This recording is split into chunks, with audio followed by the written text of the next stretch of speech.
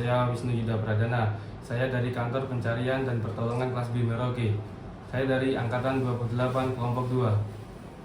Selamat datang di podcast ASN Berakhlak. Kali ini saya bersama salah satu senior saya dari Kantor Pencarian dan Pertolongan Merauke.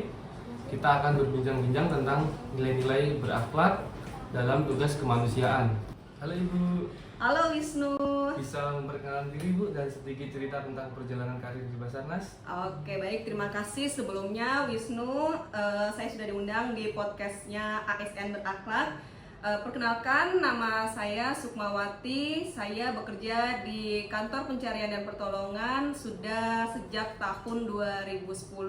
Saat ini saya menjabat sebagai rescuer terampil.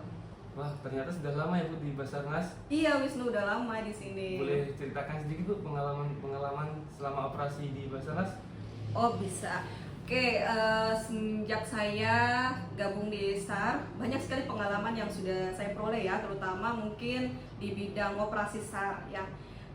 Sejak awal saya masuk di SAR itu yang pertama kali sekali saya sudah pernah operasi, mau di darat ada, terus di perairan juga ada. Ya, itu banyak sekali pengalamannya. Mungkin kalau kayak Wisnu sekarang kan masih baru nih, belum pernah ikut turun operasi.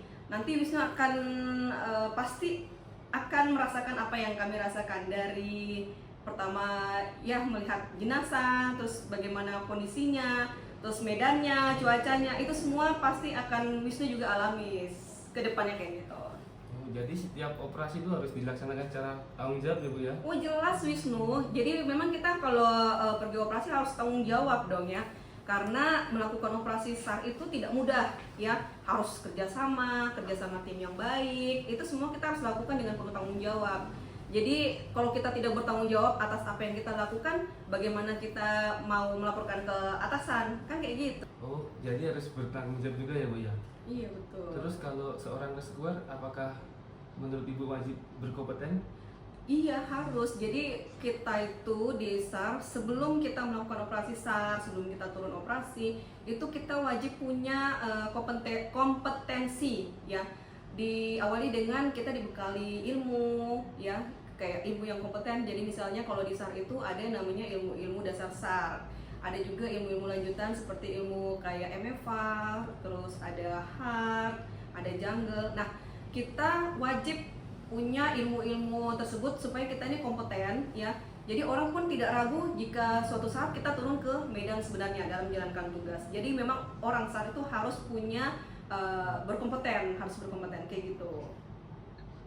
Oke, baik Bu. Jadi kan kalau kita bicara tentang operasi, kita kan pasti berkolaborasi kan dengan instansi yang lain. Gimana sih cara kita bentuk kolaborasi yang baik dengan instansi-instansi yang lain? Iya Wisnu, jadi kalau di SAR itu sendiri ada namanya kita mempunyai potensi SAR.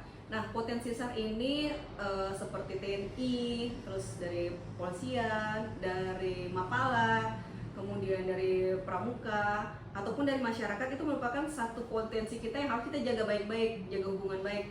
Nah mereka pun juga akan dibekali ilmu-ilmu SAR ya. Biasanya kita tuh di kantor akan buat semacam latihan ya.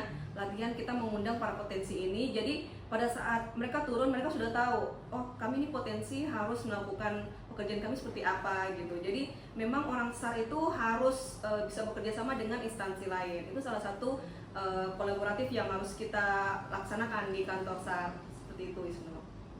Sangat kompleks sekali ya Bu berarti di Iya, SAR itu. banyak. Jadi kita SAR itu bukan bekerja sendiri ya, tapi kita bekerja dengan tim. Nah, tim-timnya itu kita punya tim internal sendiri, kayak tim SAR ya. Nanti akan ada namanya, apalagi operasinya besar itu dibilangnya tim SAR gabungan. Nah, tim SAR gabungan ini terdiri dari potensi-potensi kita yang ada di sini gitu.